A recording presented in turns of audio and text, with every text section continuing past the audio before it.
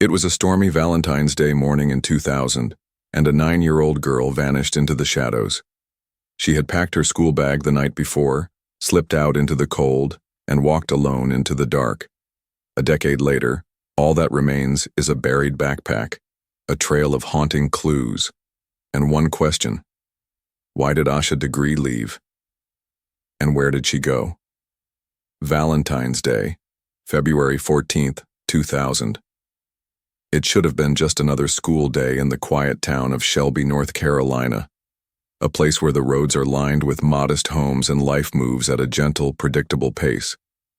Inside a small greenhouse on Oakcrest Drive, the Degree family was tucked into bed. Harold and Aquila Degree, hard-working parents, were asleep after a long day. Their 2 children, O'Brien, aged 10, and Asha, just 9, shared a bedroom down the hallway. Nothing about the night seemed unusual, but by morning, everything would change. Because by morning, Asha would be gone. Asha Jaquila Degree was the kind of child people remembered, even decades later. Polite, smart, a little shy. Asha was known for her sweet smile, her neat braids, and her deep love for basketball and books. At just 9 years old, she had a sense of responsibility that some adults lacked. She was the kind of kid who followed the rules. No talking back, no sneaking out, no surprises. She was also deeply sheltered. The Degrees were a religious family. No cable TV, no internet, no outside influences. Asha and her brother walked to school, came home, did homework, and went to church. Her parents were doing everything right, or so they believed. That's what made what happened so unimaginable. Sunday, February 13th, Asha had spent the weekend playing basketball for her school team. Her game on Saturday hadn't gone well. She fouled out, and her team lost. It upset her, enough that she cried when she got home. But by Sunday, she seemed better. She went to church, did her homework, and even laughed with her brother before bedtime. That night, around 8:00 p.m., the power went out in their neighborhood during a thunderstorm. The house was pitch black except for the occasional flash of lightning. Harold checked the flashlight batteries. Aquila lit some candles. They told the kids to get some rest and hoped the power would return by morning. At 9:00 p.m., Asha and O'Brien were in bed. The storm rattled the windows, but nothing else seemed out of the ordinary.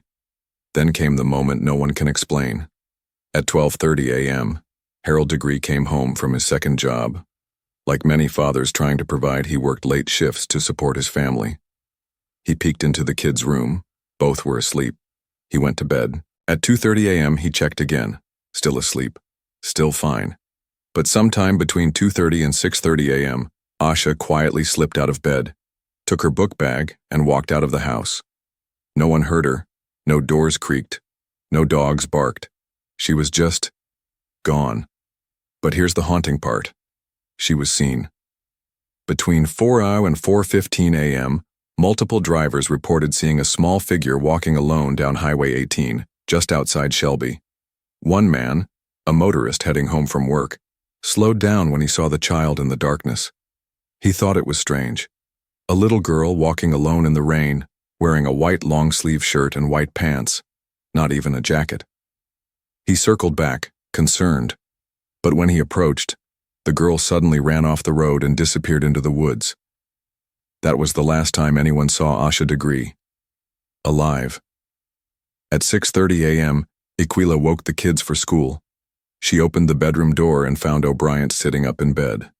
But Asha's bed was empty, still made. Her book bag was missing. The panic was immediate. She called Harold at work. He raced home. They searched the house, the yard, knocked on neighbors' doors. But within an hour, they knew. This wasn't just a child hiding. This was something else. At 6:45 a.m., they called the police. Shelby police responded fast. They believed the Degrees. This wasn't a runaway. Asha had no history of rebellion. She wasn't depressed. She had no access to the internet, no known contact with strangers. By noon, dogs were brought in. Helicopters scanned the woods. Flyers went up. Volunteers combed the roadside. Then came the first break. 2 drivers, including a school bus driver, Both confirmed they'd seen Asha walking along the highway before dawn. That placed her about 1.5 miles from her home, in the middle of a stormy night. It made no sense. Investigators began piecing things together. Asha had packed a book bag the night before, carefully. She took her favorite Tweety Bird purse, some clothes, a copy of The Whipping Boy, and personal items, but not everything. Her wallet was still at home. No money, no house key. She hadn't told her brother, hadn't left a note. She just left. Some believed she had planned it, that maybe someone had convinced her to meet them. But how? She had no access to chat rooms, no cell phone. The Degrees didn't even own a computer. And yet, Asha had left with purpose. Iquila and Harold were shattered. They stood in front of news cameras begging for help, holding up her photo, repeating her name like a prayer. They couldn't understand it. Nothing in their lives, no fights, no threats, no neglect, made this make sense. Their daughter had vanished without a trace. And worse, someone may have watched her go. Days turned into weeks. And still, no sign. No scent trail, no clothes, no footprints in the mud. It was like she had vanished into thin air. The community of Shelby rallied. Candlelight vigils were held. Church groups offered support. Tips flooded in. Most were dead ends. Psychics called. People claimed sightings in other states, but nothing led to Asha. Local police worked tirelessly. So did the FBI. But as winter turned to spring, leads dried up. And the mystery of the little girl who walked into the storm and didn't come back grew colder. You don't know how hard it is to wake up every day and not know where your child is, Iquila Degree once said. Someone knows something. I believe she's still alive. 24 years later, that belief still holds. But back in February 2000, all they had were questions. Why did Asha leave? Who was she meeting? And how did no one stop her? The road she walked that night leads into darkness. And so far, there's no end in sight. The hardest part is not knowing, Harold Degree said. We just want our baby back.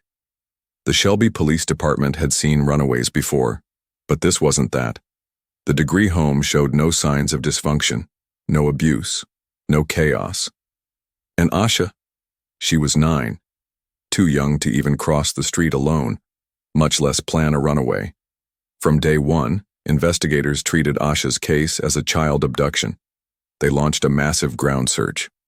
Within 12 hours of her disappearance, officers, volunteers, and K-9 units were combing the woods, ditches, and roadside.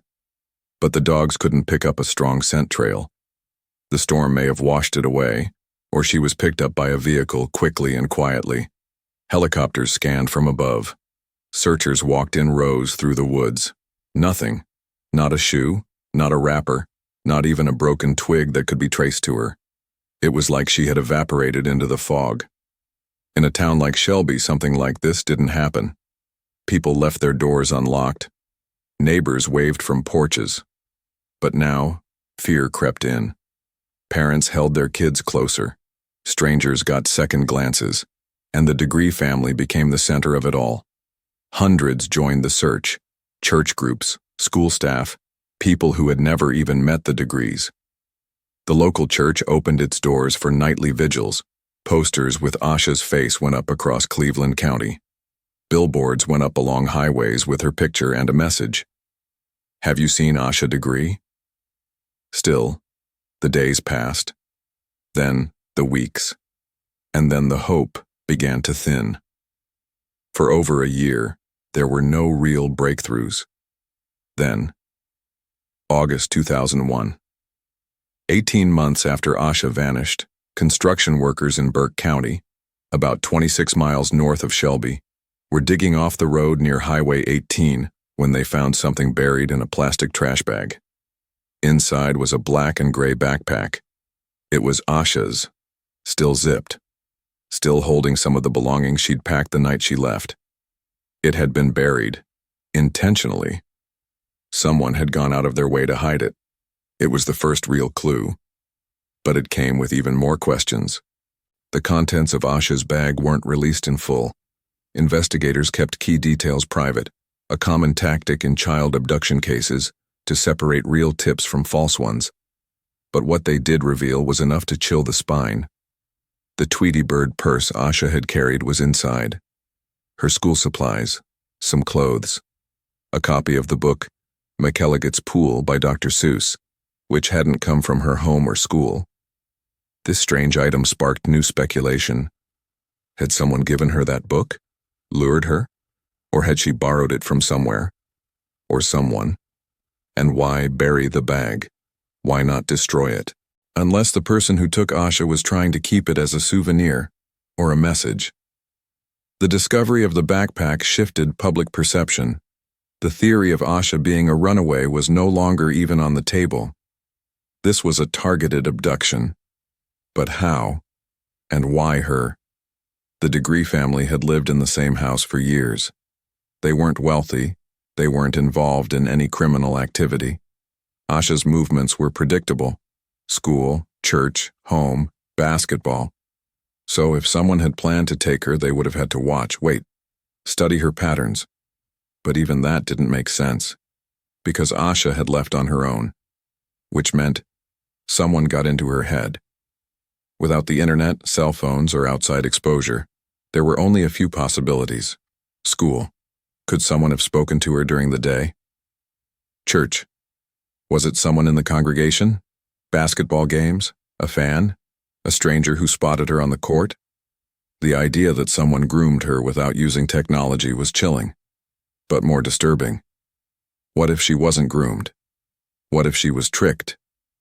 Some investigators wondered, could Asha have misunderstood something? Had she seen something? A message? A cartoon? A story that inspired her to run away on an adventure? Some pointed to The Whipping Boy, a book she loved, about a young prince who escapes with his servant in search of freedom. Was she imitating a character? But then again, that doesn't explain the bag being buried, or the book in her bag that wasn't hers. This wasn't pretend. This was real, and very dark. Over the years, thousands of tips have come in. Some were hopeful. Most were dead ends. 2004. A woman in South Carolina claimed she saw a girl matching Asha's description. Investigators followed up. Nothing. 2005. A man claimed he picked up a young girl on Highway 18 that night. The story didn't hold. 2008. A prison inmate said he knew who had taken her. He wanted a deal. It fell apart. Each time a lead surfaced, it brought new hope. And then, silence. The case stayed open, but Asha's trail remained cold. In 2015, 15 years after Asha disappeared, the FBI officially reopened the case as part of a cold case initiative. They brought in new agents, new resources, and new forensic tools. The Degree family, still living in the same house, hoped this would finally bring answers. Then, another twist. In 2020, the FBI revealed they were looking for information about two men who may have been connected to Asha's disappearance. Marcus Mellon, a convicted sex offender already in prison. Another unnamed man with ties to Cleveland County. But despite the announcement, no charges were filed, no arrests, no public updates, just more shadows. More than 2 decades later, Harold and Aquila Degree still live in the same home. Asha's room has been left untouched. Her trophies still sit on the shelves. Her clothes are folded in drawers. Every year on Valentine's Day, they hold a prayer walk, retracing the steps she took that night. They call it Walk for Asha. They believe someone knows what happened, and they still believe she might be alive. "We're not looking for someone to blame," Aquila said. "We just want her back. That's it." Let's pause and consider the theories viewers are still haunted by. Someone earned her trust in person, perhaps a family friend, a church member, or a school visitor. They convinced her to meet them in secret. She packed a bag, took a book. Maybe she thought she was going on an adventure, only to meet someone dangerous. Someone noticed her routines. They planned it, lured her out, took her, buried her belongings to destroy evidence. She left on her own, and a predator, possibly driving down Highway 18, saw her alone and vulnerable. All chilling, all possible. But no theory can explain the most crucial question. Why did Asha leave that night? Someone buried that bag. That means someone is still out there, and someone is still keeping this secret. 25 years is a long time to keep a secret, but secrets don't stay buried forever. Because Asha's story still echoes down that dark stretch of road, and every year more people hear it, and someone out there knows the truth. This is the type of case that wakes you up in the middle of the night, because somewhere, someone knows exactly what happened to Asha. Former FBI special agent. There's something about Asha's case that twists the mind, not just because she vanished, but because of how. She wasn't a troubled teen, she wasn't rebelling, she wasn't a runaway in the typical sense. She walked out of her home with no phone, no money, no map, into the dark and stormy night, never to be seen again. The human brain doesn't handle mysteries like this well. We crave resolution, explanation, closure. But here, the more you learn, the less you understand. So the question becomes, what really happened to Asha Degree, and who is still holding that answer? In 2020, 20 years after Asha vanished, the FBI announced they were seeking information about Marcus Mellon, a man already in prison for child sex offenses. He had once written a letter to law enforcement, claiming to know what happened to Asha. Authorities interviewed him. No arrests followed. Was he telling the truth? Seeking attention? Or worse, confessing in code? Mellon had ties to Cleveland County. He knew the area well. He fit the profile of someone who might spot a child alone and seize the moment. But law enforcement never confirmed him as a suspect, just a person of interest. Which begs the question, was he the only one?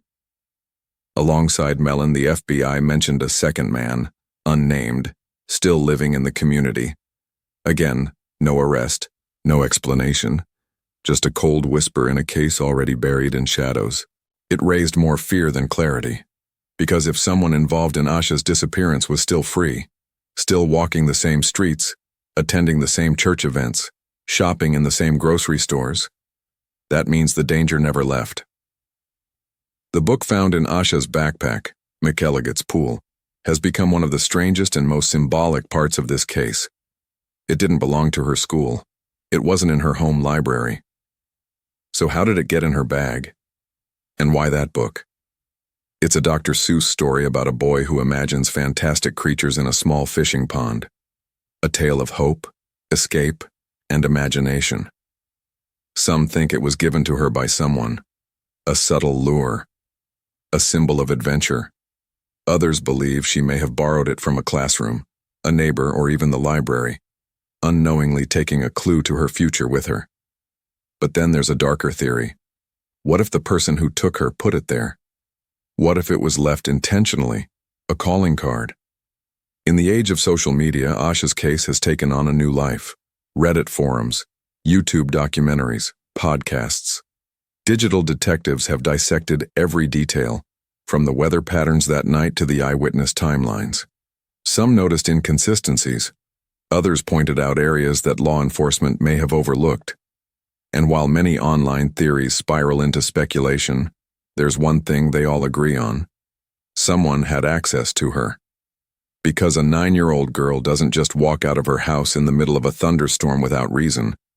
And whoever gave her that reason planned it well.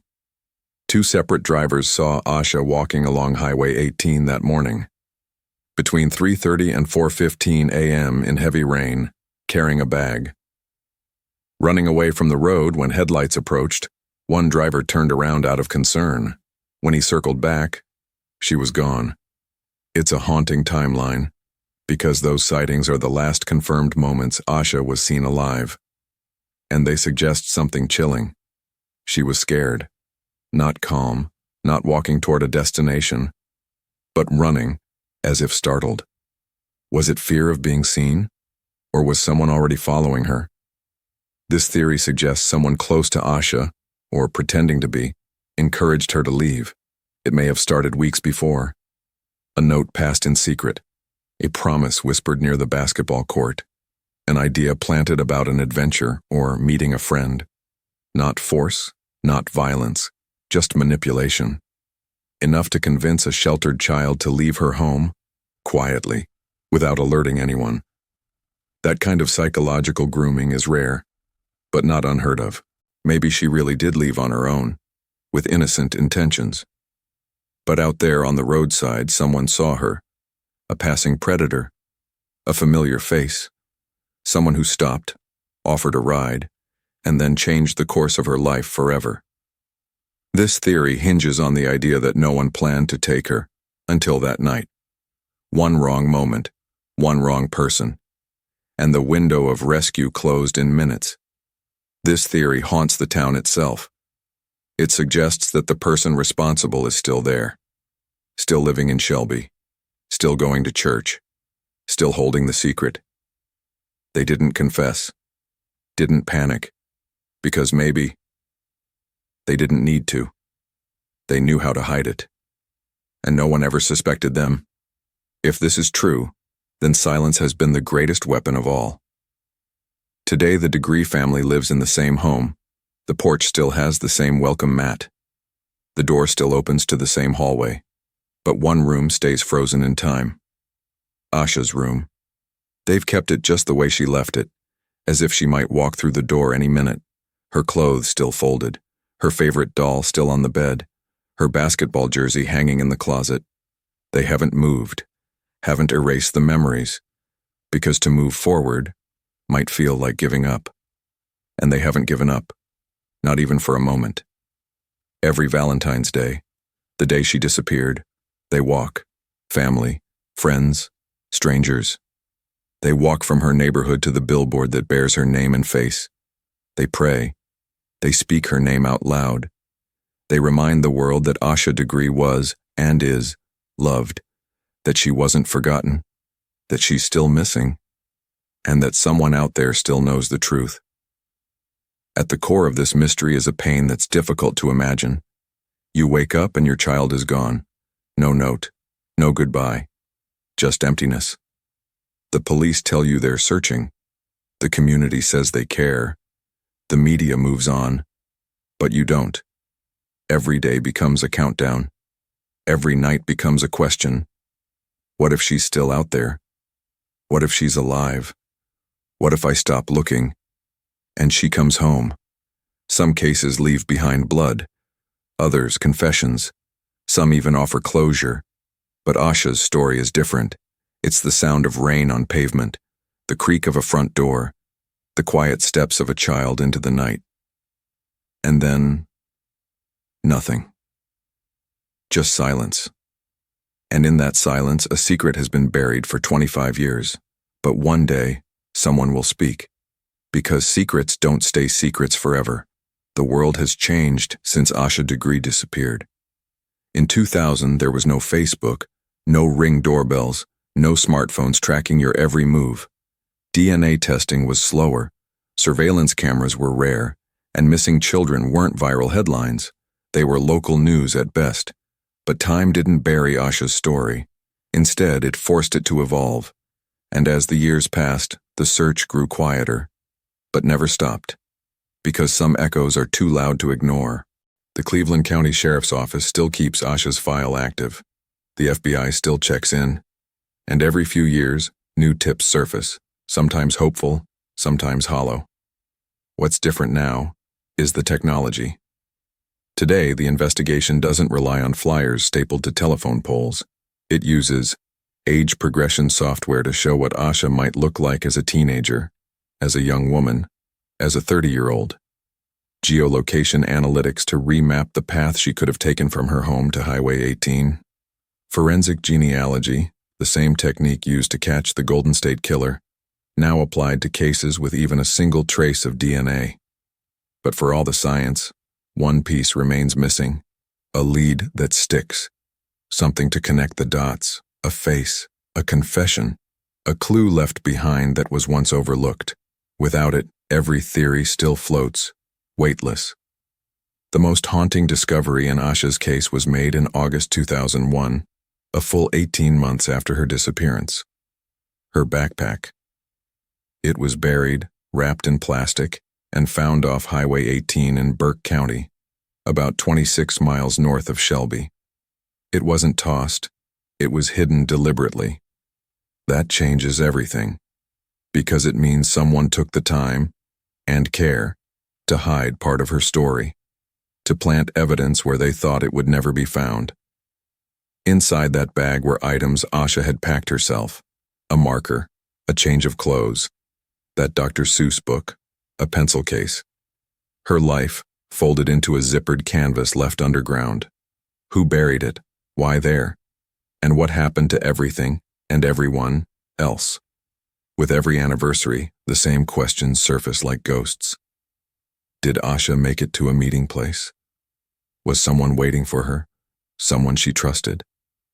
Was this a plan she'd kept secret out of fear? Or a manipulation she didn't recognize?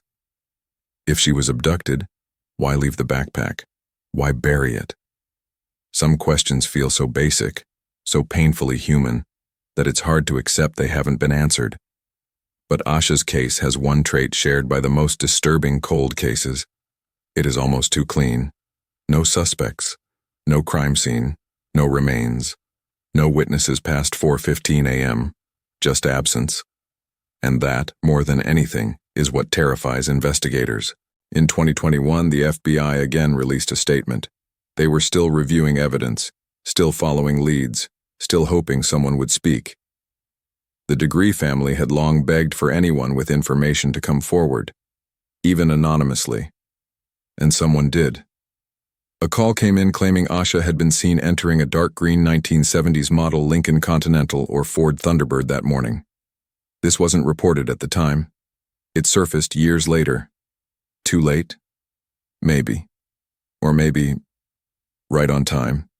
Because if that sighting was real, and that car was connected, it means the story we've believed all these years is missing a chapter, and whoever drove that car may have written the ending. Walk through Shelby today, and you'll still see Asha's face. On t-shirts, on posters, on the billboard her family placed along Highway 18, the last place she was seen. Her eyes look out, frozen in time, young, innocent, wondering. It's become part of the town's identity, a quiet wound beneath the surface. Everyone knows the name, everyone remembers the day, but not everyone talks about it. Some say it's too painful, others say they've heard rumors. A few still fear something larger at play, that maybe Asha's disappearance wasn't just a tragedy, but a secret being protected. And that truth, whatever it is, still lives here. Harold and Aquila Degree never stopped being parents. They still attend the prayer walks, still speak at awareness events, still maintain her room, just in case. They have never declared her dead. Not once. Because that would mean closing a door they still keep open. They don't call it closure. They call it justice. They want accountability, answers. And for someone, anyone, to say her name and explain what they did on that cold Valentine's morning. Until then, they live with the silence. A silence that no amount of love can break. But still, they try. In 2023, the FBI released an updated age progression image, a rendering of Asha at 32 years old. It was haunting. Same eyes, same lips, but older. A woman who never got to grow. The image was shared widely, across social media, on news channels, even on digital billboards across the Southeast. And for a brief moment, the internet lit up. People asked, what if she's alive? What if she's out there, but doesn't know who she is? What if she was taken so young? She forgot her name? The idea is tragic, but it's possible. And it keeps the world watching. Because if Asha is out there, if she ever sees that image, she might remember something. And that might be enough. All these years later, there's still a door no one's knocked on. Still a name that hasn't been said. Still a confession waiting in someone's throat. Caught between guilt and fear. That's the nature of cases like this. They don't explode. They erode. Time doesn't always tell. Sometimes it hides. And when justice finally does arrive, it feels both too late and exactly on time. This isn't just the story of a missing girl. It's the story of a town that changed, of parents who refuse to forget, of investigators who carry guilt, of strangers who still light candles every February 14th. Asha Degree may be missing, but her name is not lost. Her story is not over. And somewhere, buried under the weight of time, silence, and fear, is the truth. Still breathing, still waiting, still calling. Years passed, but the memory of that Valentine's Day never faded in Shelby. For the Degree family, time didn't move forward. It folded in on itself. Every morning felt like the one Asha went missing. Every phone ring was a possibility. Every knock at the door a maybe. Aquila Degree once said, "I think someone has her, and I think she's alive, because I don't think God would take her from me and not show me a sign." That belief, that faith, was all they had. The years that followed saw waves of activity, and just as quickly, silence. Investigators combed through tips. Some were credible, most were not. There were sightings in different states, false alarms, prison confessions that led nowhere. Then, in 2016, 16 years after she vanished, the FBI announced a possible new lead. A witness claimed to have seen Asha getting into the back seat of a dark green car the morning she disappeared. It might have been a 1970s Lincoln Continental Mark IV or a Ford Thunderbird. That car never turned up. Neither did its driver. 1 year after her disappearance, construction workers found a black trash bag buried off Highway 18 in Burke County, 26 miles north of Shelby. Inside was Asha's backpack, intact, wrapped in plastic, buried deliberately. Someone didn't just want it hidden. They wanted it forgotten. Among the items was a Dr. Seuss book that didn't belong to her, a piece that didn't fit, a clue that only deepened the mystery. The FBI took the backpack to Quantico. Forensics combed every inch. No DNA, no fingerprints, no answers. Every February 14th, the Degrees organize a walk. From their home to the billboard with Asha's face and back. It's not just a memorial, it's a message. We are still here, and we still want her home. Harold Degree, Asha's father, once said, "If she had died, we would have grieved." But this is worse. There's no closure. Shelby hasn't forgotten. Teachers, neighbors, church members, all remember that quiet, smart little girl with ponytails and glasses. Murals of her face are still painted in town. Her empty desk in the classroom was never filled. Every local child knows her name, even if they weren't born when she disappeared. And across the internet, a new generation of searchers has taken up the cause. True crime forums, Reddit threads, podcasts, YouTube stories like this one. Strangers now carry the weight of a little girl's story, hoping someone, somewhere, will finally break the silence. Over the years, the theories have multiplied. Some believe she was lured by someone she trusted, a groomer who manipulated her in secret. Others think she ran away from something at home, though there's no evidence of abuse or trauma. Still others believe she was trafficked, taken quickly and far, by someone who knew how to disappear. But no theory fits perfectly. No one has been arrested. And not a single confirmed sighting has come since that rainy morning in 2000.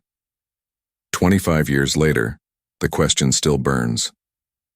Why would a 9-year-old walk into the night and never return? What did she hope to find? And who was waiting in the dark? She should be 34 years old today, maybe with a family of her own. But she's still out there, not just in pictures or missing posters, but in the hearts of everyone who still dares to hope. If this story moved you, help it move others. Like, comment, and share. Let Asha's name reach someone who needs to hear it.